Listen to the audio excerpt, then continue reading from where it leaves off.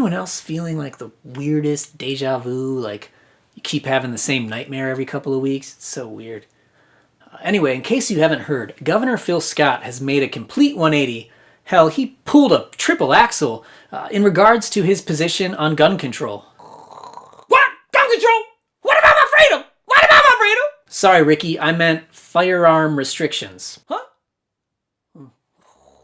So the governor has gone from opposing any new restrictions on gun ownership to saying that we need to keep all options on the table when it comes to protecting our kids. The governor changed his position not after the events in Parkland, Florida, but after he learned about a detailed plan to commit mass murder at a high school right here in Vermont.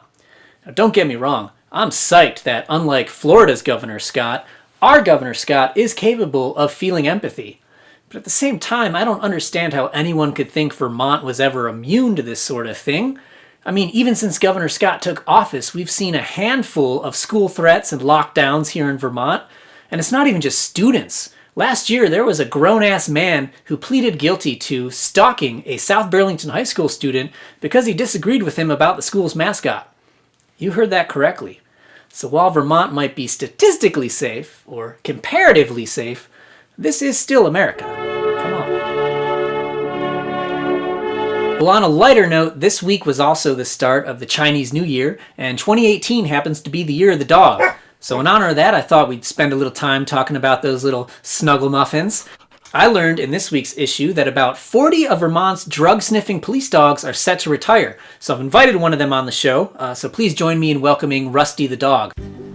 Rusty, it looks like your retirement is off to a very relaxing start. Relaxing? How could I relax? Surrounded by pot. Hey, I smell that! I can smell that! Oh, dude, you're off duty. Can't you just ignore it? That's the problem, Brian. You can't untrain a dog to smell marijuana.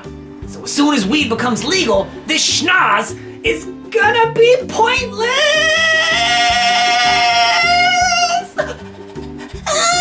Whoa, there, little fella. I mean, look at the bright side.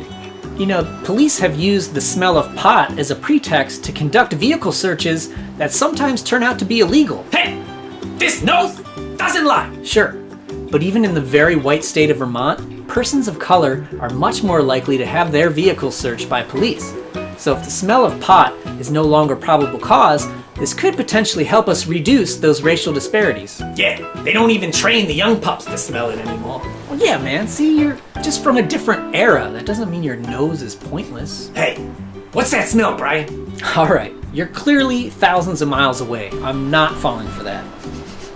Empty your pockets, Brian. Whoa. I got nothing on me, all right? I'm waiting until July 1st, just like everybody else. No, it's not that. It smells animalistic and a little bit dirty, yet somehow floral. Oh, right. I'm wearing St. Clair Scents by Diane St. Clair. You mean the artisanal butter lady? Yeah, I just learned this week that she makes perfume now. I didn't even know you were into perfume. Hey dude, I'm just into shopping local, and Vermont has a perfumer now. Oh, that's it! I know what I'm gonna do with all my spare time! Oh yeah, you would make an excellent perfume critic. What? No! I'm gonna go eat butter out of the trash! I'll see you later! Oh. Well, thanks for joining us, Rusty, and to all of you watching at home. That's all I have for you this week. We'll see you next time.